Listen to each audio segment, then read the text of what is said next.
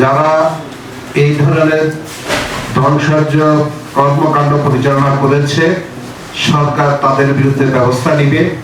সরকার প্রধান মাননীয় প্রধানমন্ত্রী জনাব শেখ হাসিনা ইতিমধ্যেই বাংলাদেশের ব্যবসায়ীদের সাথে আলাপকালে সেটা উনি ওনার বক্তব্যে স্পষ্টভাবে বলেছে।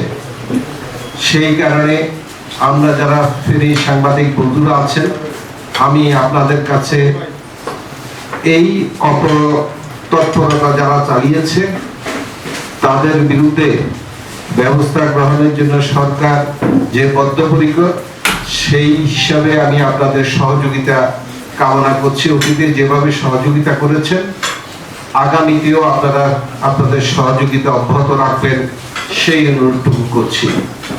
আজকে আপনাদেরকে ডেকেছি এই জন্যই, জানেন আপনারা মাননীয় প্রধানমন্ত্রী জনাব শেখ হাসিনা অত্যন্ত মানবিক নেত্রী।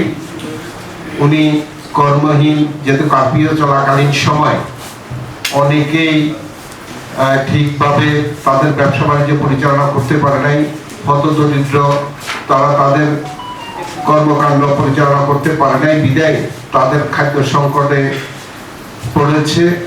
যার কারণে মাননীয় প্রধানমন্ত্রী জনাব শেখ হাসিনা আমাদেরকে নির্দেশনা দিয়েছেন যাতে হতদরিদ্র কর্মহীন লোকদের পাশে দাঁড়িয়ে তাদেরকে যাতে খাদ্য সহায়তা দেওয়া হয়। সেই জন্য তারই ফলশ্রুতিতে আজকে আমি 50,000 আমাদের পুরা জেলা ফেরি, 1 আসন ফেরি, 2 আসন ফেরি, 3 আসনের প্রত্যেকটি নাগরিকের কাছে পর্যায়ক্রমে আজকেই শুরু করেছি। পর্যায়ক্রমে আমাদের প্রত্যেকটি ওয়ার্ডে, প্রত্যেকটি ইউনিয়নে আমি সে খাদ্য সহায়তা অব্যাহত রাখবো।